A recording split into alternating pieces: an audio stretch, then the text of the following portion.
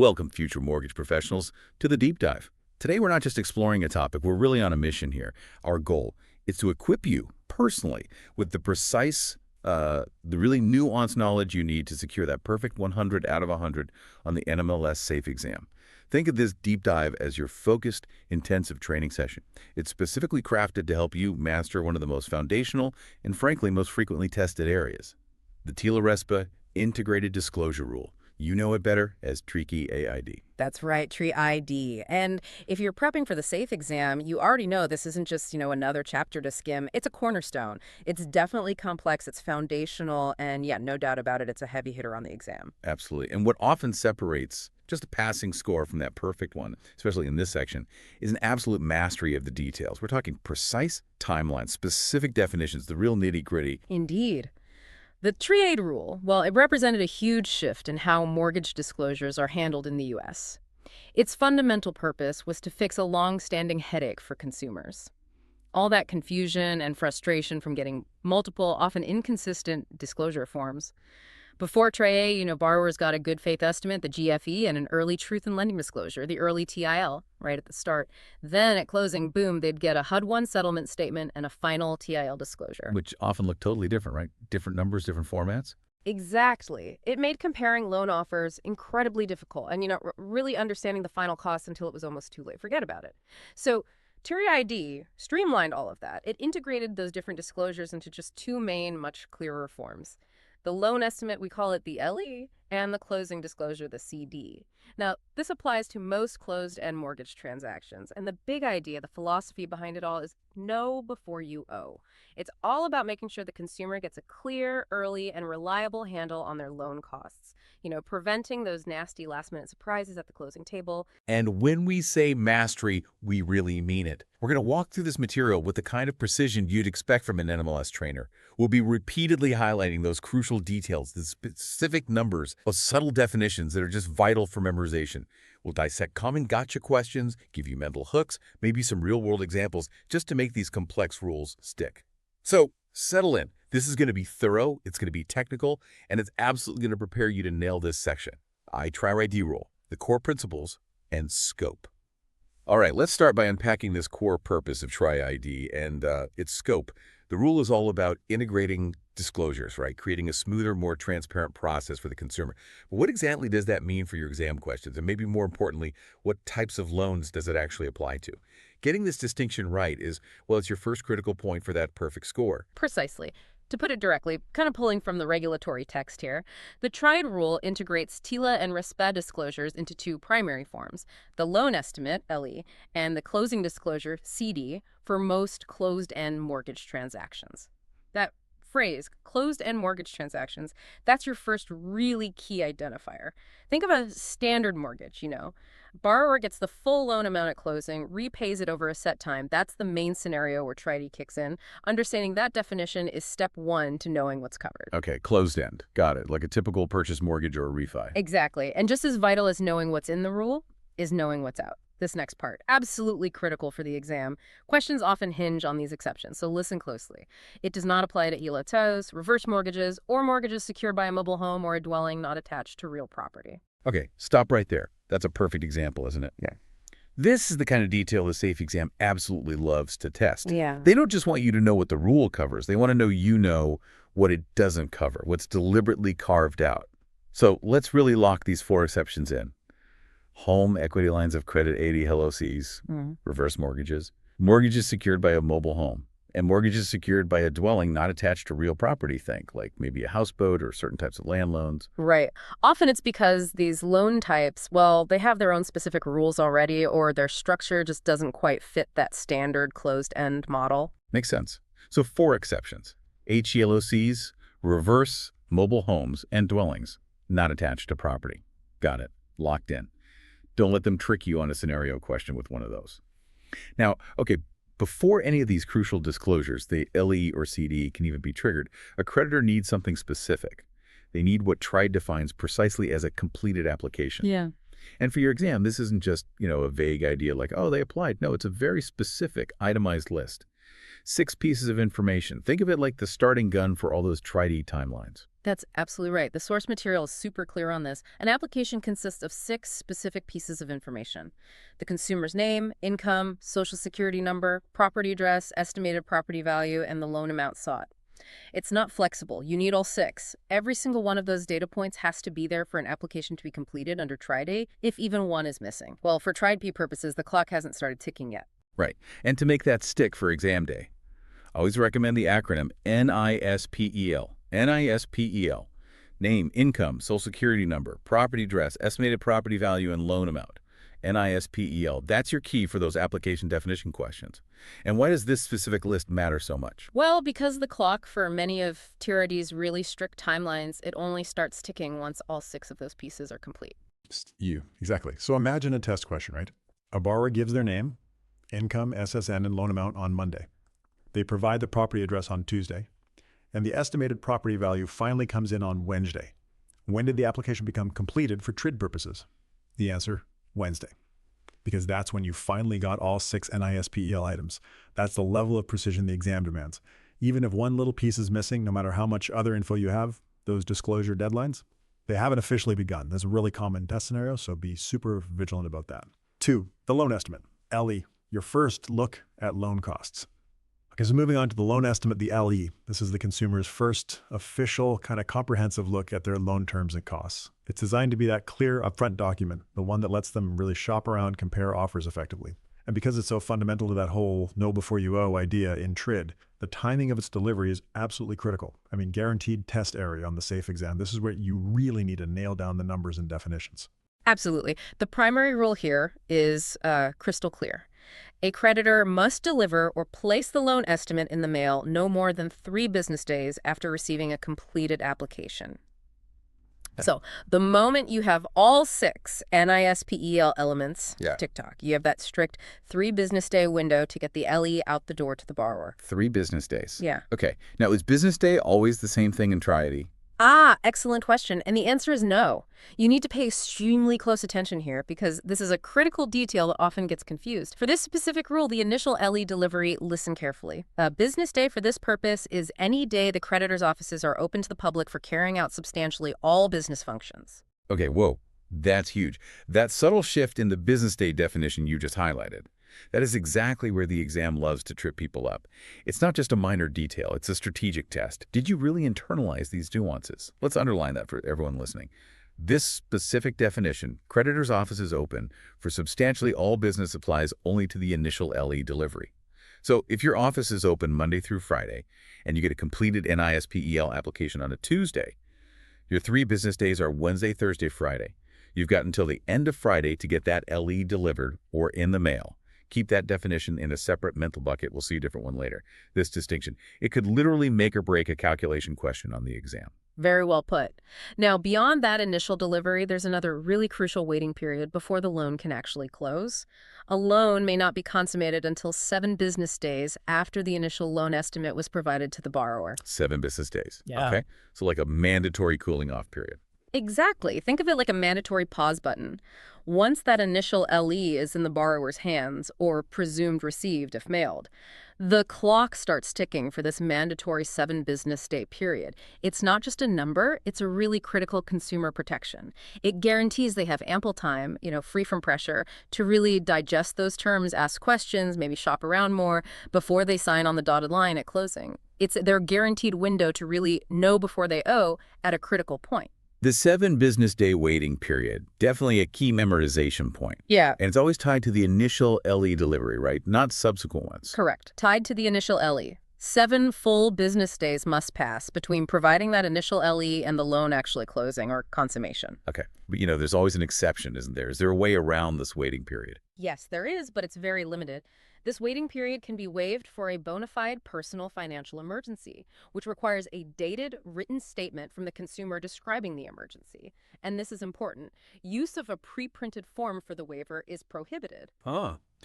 Use of a pre-printed form for the waiver is prohibited. Did you catch that? That is exactly the kind of small detail that separates a 98 from 100 on the SAFE exam.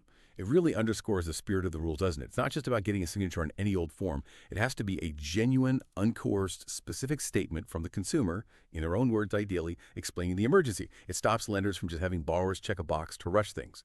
That kind of nuance, that's where the exam tests your depth. Make sure that detail is etched in your mind. No pre-printed forms for the emergency waiver. Okay, moving on. Another absolutely fundamental piece of TRID's fee collection rule. This rule is designed to protect consumers, right? Stop them from being charged for stuff before they even know what kind of loan they're getting, before they've even decided to move forward. It's fundamental to TRID's whole purpose of transparency and protection. And yeah, it's a frequent flyer on the exam questions. It truly is. The rule states pretty clearly, a creditor or any other person may not charge a loan applicant any fee before they have received the loan estimate and indicated their intent to proceed with the transaction, with the sole exception of a bona fide and reasonable credit report fee. That's it. That's the only one. Okay, critical memorization point there. Yeah. Sole exception of a bona fide and reasonable credit report fee. That's the only fee allowed up front.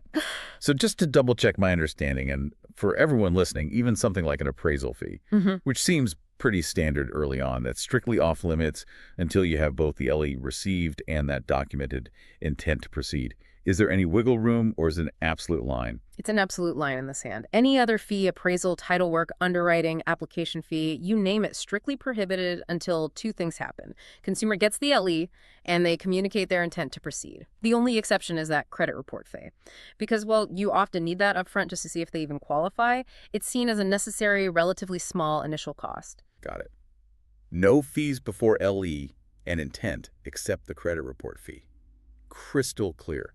And what about that intent to proceed? How does the borrower signal that?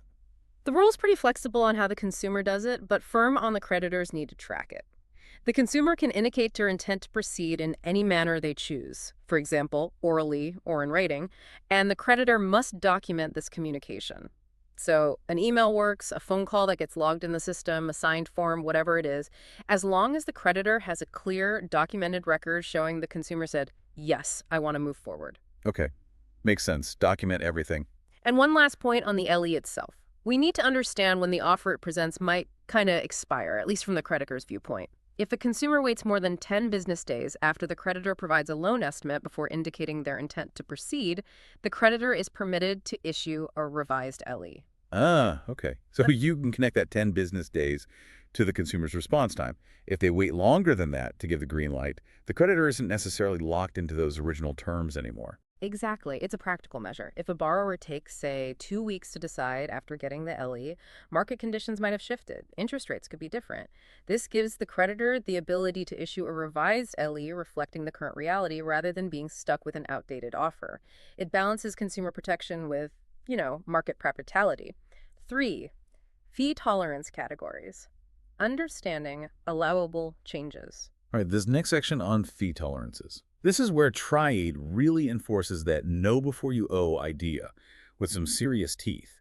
The exam will test your knowledge, probably through scenarios, on what fees can change between the LE and the final CD and by how much. This section is all about precision. You absolutely have to differentiate between the categories to get that perfect score. It really is about precision. Think of it like this. The LE gives you estimates, but TRID sets strict limits tolerances on how much certain estimates can actually change by the time you get to the closing disclosure. There are 3 main buckets or categories you need to know cold. Right. I sometimes think of it like a financial buffet with really strict rules. Some dishes are 0 tolerance. You pay exactly what the menu says, not a penny more. Others are 10% cumulative. You can pick a few items from this section, but the total bill for that group can't go over the estimated total by more than 10%. And then there are the no tolerance items. Those prices can fluctuate, maybe significantly, as long as the initial estimate was fair when it was made. It's a bit silly, maybe, but it helps me picture the buckets. That's actually a great way to visualize it. Let's break down those 3 official categories. First up, 0 tolerance fees. Just like your buffet analogy, these fees cannot increase at closing, period. Any amount over the original estimate on the LE is a violation. The creditor has to eat that cost or refund the difference. Okay, 0 tolerance. Yeah. Which fees fall into the strictest bucket? This category specifically includes, and you need to memorize this list, fees paid to the creditor, mortgage broker, or their affiliates. So anything paid directly to the lender or broker or companies they own or are closely tied to. Also, fees for third-party services where the consumer was not allowed to shop, meaning the lender picked the provider, you had no choice. And finally, transfer taxes. Okay. These are typically set by state or local government. Okay, so that's a definitive list. Got to memorize it. Fees paid inside lender-broker affiliates, fees for services where you had no choice, non-shop third party, and transfer taxes. These are seen as being pretty much entirely within the control of the lender or the government, right? So no excuses for them changing. They have to be locked in. An example of that, non-shopped third party. Maybe like the appraisal if the lender insisted on using their specific appraisal management company. Precisely. Or if they required you to use a specific credit reporting agency they partner with. If you couldn't shop, it's zero tolerance. Okay, next category. The 10% cumulative tolerance.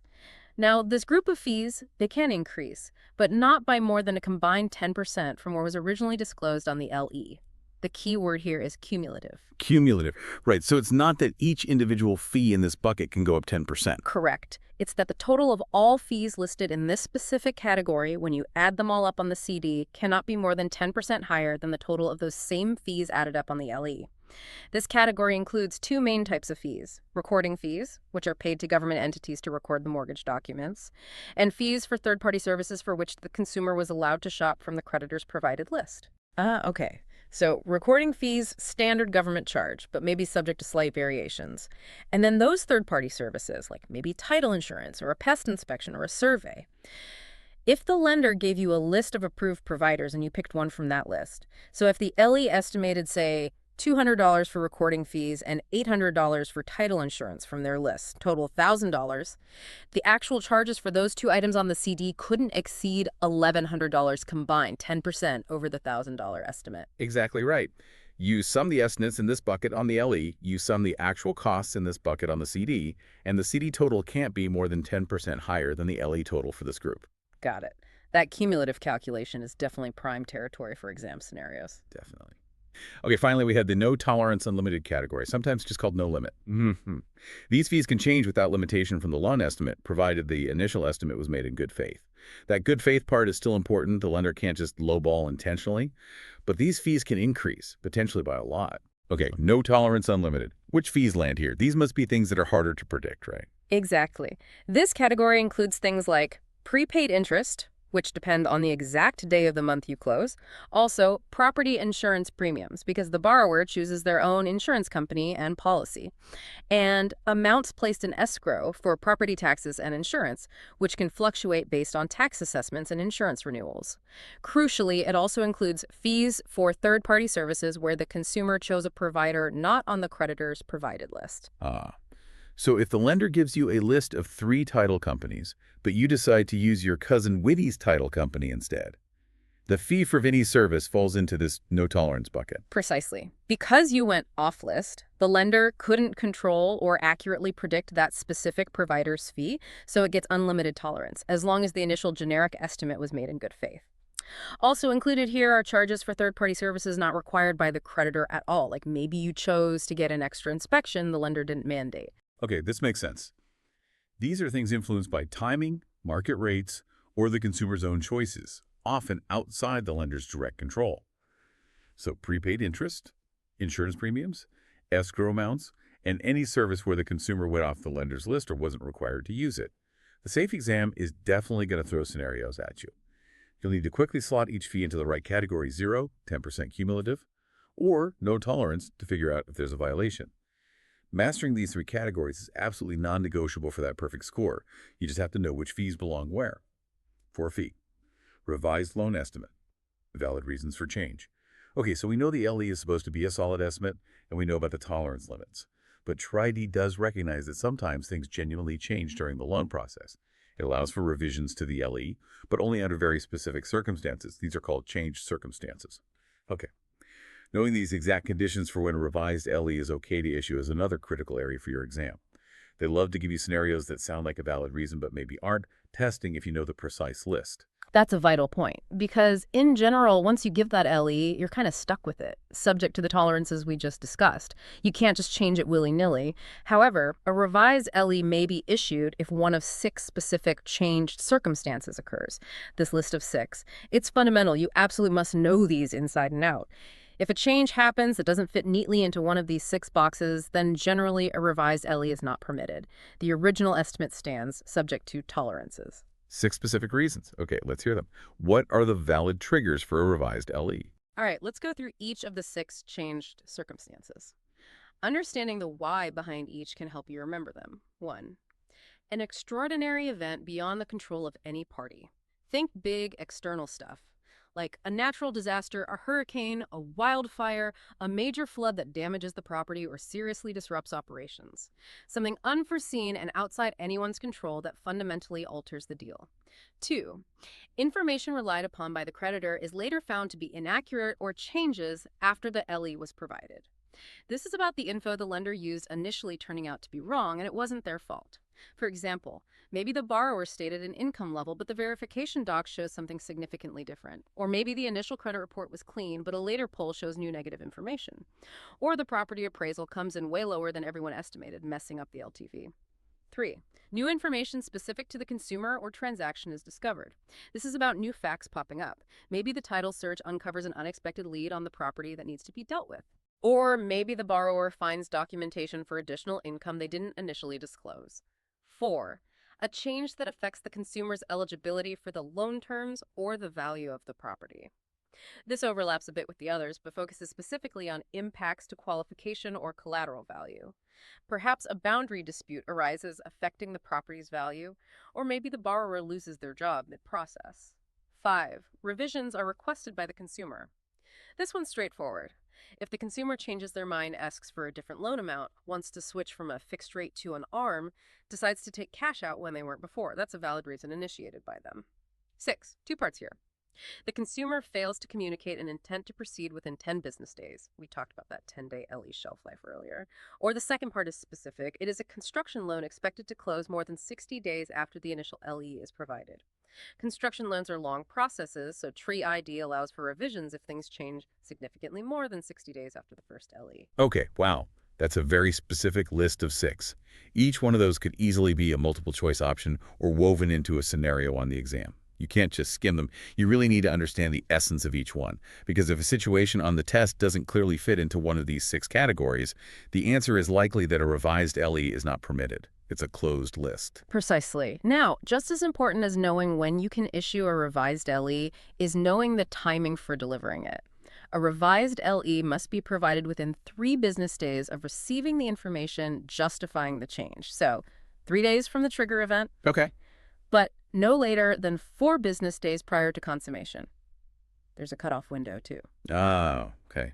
Notice the interplay there. That's a classic. Safe exam setup. 2 timing rules to juggle. You've got within 3 business days starting from when you learn about the changed circumstance. But you also have a hard stop. Yeah. You absolutely cannot give a revised LE if you're within 4 business days of the scheduled closing date, consummation. Let's try a quick scenario workout to make sure we've got this. Good idea. Okay. Scenario 1. Loan is set to close next Monday. It's Tuesday the week before. Today, Tuesday, a revised appraisal comes in much lower than expected, triggering a changed circumstance. Can you issue a revised LE? Let's see. Tuesday is, well, more than 4 business days before next Monday. Weds, Thurs, Fries, plus potentially Sat, depending on the other business day rule we haven't hit yet, but definitely more than 4. So yes, you're outside the 4-day cutoff, and the trigger happened Tuesday. So you have Wednesday, Thursday, Friday, 3 business days to get that revised LE out. So yes, permissible. Perfect. Okay, scenario 2. Loan is closing this coming Tuesday. It's Friday right now. Today, Friday, you discover new information about the borrower's debts that requires changes of valid changed circumstance. Can you issue a revised LE today? Let's count. Closing is Tuesday. The days before that are Monday, then Sunday, then Saturday, then Friday, today. So Friday is day 4 before closing, or maybe day 3 or 2, depending on how we count weekends. This is where that other business day rule will matter. But regardless, you are definitely at or within the 4 business day window before Tuesday's closing. So no, you cannot issue a revised LE in this case. You've passed the cutoff. Exactly. You're inside that 4-day hard stop. So what happens to those necessary changes then? And that leads directly to this crucial detail. If a changed circumstance occurs within 4 business days of consummation, the revised charges must be provided on the closing disclosure, not a revised LE. It basically means if you're too close to the finish line, the LE window for revisions slams shut. The closing disclosure, the CD, becomes the document where you have to show those last-minute updated charges. That distinction is absolutely vital for scenario questions involving 11th hour changes. V, the closing disclosure, CD. Final accounting. All right, let's move to the grand finale of disclosures. The closing disclosure, the CD. This is it, the final definitive document. It details the actual precise costs of the whole transaction. Unlike the LE, which was an estimate, albeit one with tolerance handcuffs, the CD is the final bill, the final accounting of every single penny. And again, for your exam, timing and the specific triggers for new waiting periods are absolutely paramount. This is another area where precision, especially around that tricky business day definition, will make or break your score. Indeed. First things first, let's talk about responsibility and delivery. Who's on the hook for this? The creditor is ultimately responsible for ensuring the consumer receives the CD, even if a settlement agent prepares it. This is a key memorization point. The buck stops with the creditor. Even if a title company or closing attorney actually puts the form together, the lender carries the ultimate legal responsibility for making sure the consumer gets it accurately and on time. Creditor is ultimately responsible. Got it. Now, the timing for the consumer getting their CD, this sounds important. Critically important. Another number and definition to engrave in your memory. The CD must be received by the consumer no later than 3 business days prior to consummation. This gives the borrower that final mandatory review period to look over all the actual costs and terms before they sign the closing documents. 3 business days prior. Hold on. Wait just a second there. This is it, right? This is where the SAFE exam lays one of its most common, most effective traps. This is a different definition of business day than the one we use for the initial LE delivery. Am I right? This distinction is hugely important for the exam. You absolutely have to know both definitions and exactly when to apply each one. You are absolutely correct. This is a major potential pitfall. For this rule, the CD's 3 business day delivery rule prior to consummation, listen very carefully. For this rule, a business day is any day except a Sunday or a legal public holiday. Boom. There it is. Saturdays count for the CD waiting period. Unless it's a Sunday or a legal public holiday like Christmas or July 4th, the day counts towards those 3 business days. For the initial LE, remember, it was only days the creditor's office was open for business. For the CD waiting period, it's basically every day except Sunday and those specific federal holidays. Do not mix these up. Seriously, flashcard time. Write it down, chant it, whatever works.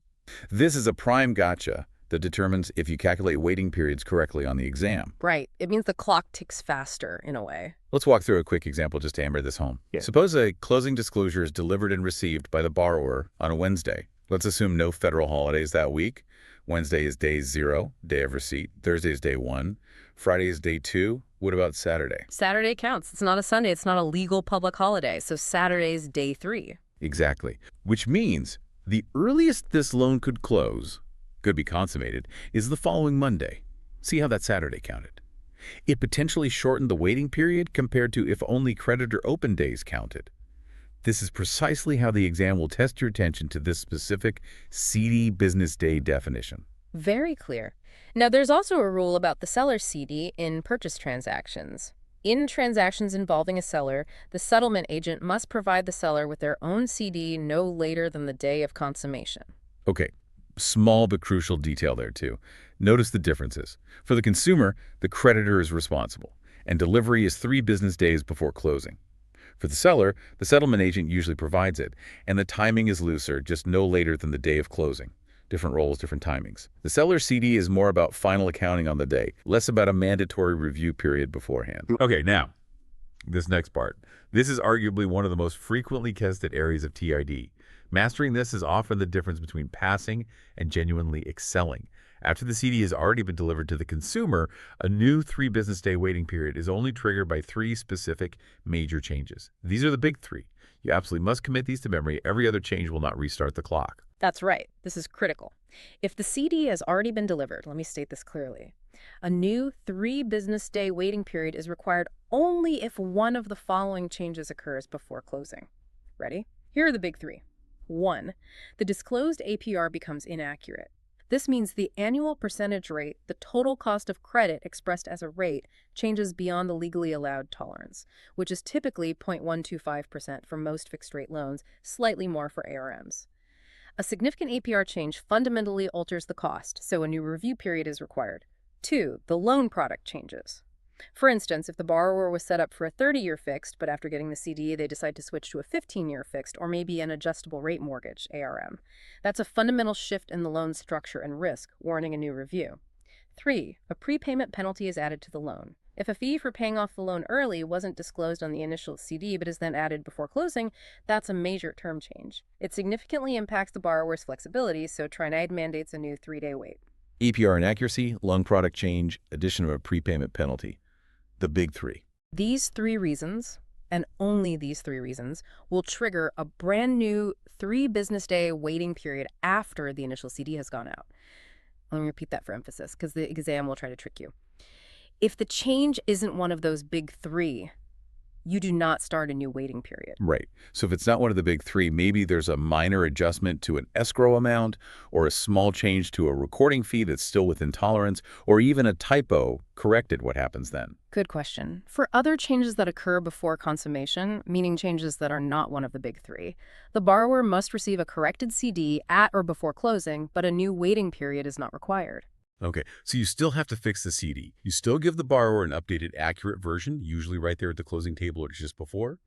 But crucially, you do not delay the closing for another 3 business days. That distinction is absolutely key for navigating those exam scenarios. They will try to confuse you with minor last-minute changes, implying they need a new waiting period. They don't. Only the big 3 restart the clock. 6, post-closing corrections and record retention. Tying up loose ends. Okay, almost there. Even after the loan is closed, the ink is dry, the keys are handed over, TRID isn't quite finished with you. There are specific rules for making corrections after closing and also for how long you need to keep all this paperwork. These might seem like minor details, but they are absolutely fair game for the exam and essential for full compliance. These details really round out your knowledge for that perfect score. Exactly. Let's first cover the post-closing correction timelines. There are 2 distinct periods you need to nail down. First, there's a 30-day correction window that applies if something changes after consummation that impacts what was paid. The rule says, if an event after closing causes a change in an amount paid by the consumer or seller from what was disclosed, a corrected closing disclosure must be delivered or placed in the mail within 30 calendar days of the creditor receiving information about the event. Okay, 30 days. And this is specifically for things that happen after closing that affect the final numbers. Like maybe a final water bill comes in differently than prorated, or a property tax adjustment is finalized later. Precisely. It's not about fixing errors that were on the CD at closing, but about reflecting changes based on new information or events that occurred post-closing that altered the final settlement figures. You have 30 days from finding out about that event to issue a corrected CD. Memorize 30 days for post-consummation events. Got it. 30 days post-event discovery. What's the second timeline? The second correction timeline is a 60-day correction window. This one applies specifically to fixing certain errors on the CD itself or curing tolerance violations. Quote, to fix non-numerical clerical errors or to cure tolerance violations by refunding excess charges, a creditor must deliver or mail a corrected closing disclosure no later than 60 calendar days after consummation. Okay, 60 days. And this covers 2 things. First, fixing simple non-numerical clerical errors like typos in names or addresses, maybe an incorrect property description, things that don't affect the dollar amounts. Yeah. Second, and this is really important, it's the window for curing tolerance violations. So if you do an internal audit after closing and realize, oops, we overcharged on a zero tolerance fee or the 10% cumulative bucket was exceeded. Exactly. You have 60 days from the date of consummation to identify that error, refund the excess amount charged back to the borrower, and then issue a corrected CD showing that refund, that cure. So remember, 60 days for fixing clerical errors or, crucially, for curing tolerance violations by making the borrower whole. 30 days for post-closing events affecting payments, 60 days for clerical errors and tolerance cures. Got it. 2 distinct timelines. And finally, the last piece, record retention. How long do you have to keep all this TRID paperwork? For compliance, for audits, these are specific numbers you need to recall. Easy to mix up on exam day if you're not careful. Right. 2 key periods here. First, for the closing disclosure, CD itself. Creditors must retain copies of the closing disclosure and all related documents for at least 5 years after consummation. That covers the final CD and all the supporting documents that went into its preparation and delivery. Okay, CD equals 5 years. Yeah. Nice and simple. 5 years for the closing disclosure. You can maybe think closing has more letters, gets the longer period, but don't let that simplicity trick you on the next one. Good point. Because for the loan estimate, LE, creditors must retain documentation showing compliance with loan estimate requirements for at least 3 years after consummation. This applies to the LE itself: proof of delivery, evidence of intent to proceed, documentation for any changed circumstances, basically everything showing you followed the LE rules. Notice the difference. 5 years for the CD and its related docs, but only 3 years for the LE and its related docs. Like, exam loves to throw these two numbers out as answer choices. May remember, LE is shorter, gets the shorter time, 3 years. CD is the final doc, gets the longer time, 5 years. Don't mix these up on exam day. 5 for CD, 3 for LE. Okay, wow. We've covered a tremendous amount of ground today, and honestly, if you've been taking notes, maybe pausing and re-listening, you are already miles ahead. Just to quickly recap the absolute most critical memorization points for that perfect score, remember those two distinct definitions of business day and exactly when to apply them. One for the initial LE, credit or open days. One for the CD waiting period, all days except Sunday holidays. Huge point. Etch the big 6, change circumstances for issuing a revised LE into your mind. Know that list cold and understand the why behind each one. And absolutely, unequivocally know the big 3 reasons and only those 3 that trigger a new 3 business day waiting period for the CD. APR, inaccuracy, product change, prepayment penalty added. Finally, drill down hard on those fee tolerance categories. 0, 10% cumulative, and no tolerance unlimited. Be able to slot fees into the right bucket instantly for those scenario questions. You know, what's really fascinating when you dive this deep is that the TRID rule, for all its complexity, all its strict timelines and detailed definitions, it really does fundamentally aim for transparency, for predictability. In what's often one of the biggest financial steps someone takes, understanding these rules this deeply, it doesn't just help you ace the exam, get that perfect score. It genuinely prepares you to truly empower the consumers you'll work with, which I think raises a really important question for you as you prepare. Beyond just memorizing these numbers and timelines for the test, how are you going to leverage this detailed, precise knowledge day to day? How will you use it to build unwavering trust, to ensure crystal clear communication, and ultimately make what can be a really opaque and intimidating process feel much more transparent and manageable for your future clients? That's perfectly put. Your mastery of TRID isn't just an academic exercise for the exam. It's the foundation for becoming a true professional who brings clarity, confidence, and trust to every single transaction. So take a moment now. Review those notes. Maybe listen back to the parts on business days or the big 3. Feel confident in your grasp of TRID because you now have the tools, the specific knowledge, the detailed insights to absolutely tackle those tricky exam questions and achieve that perfect score on the safety exam. You are ready.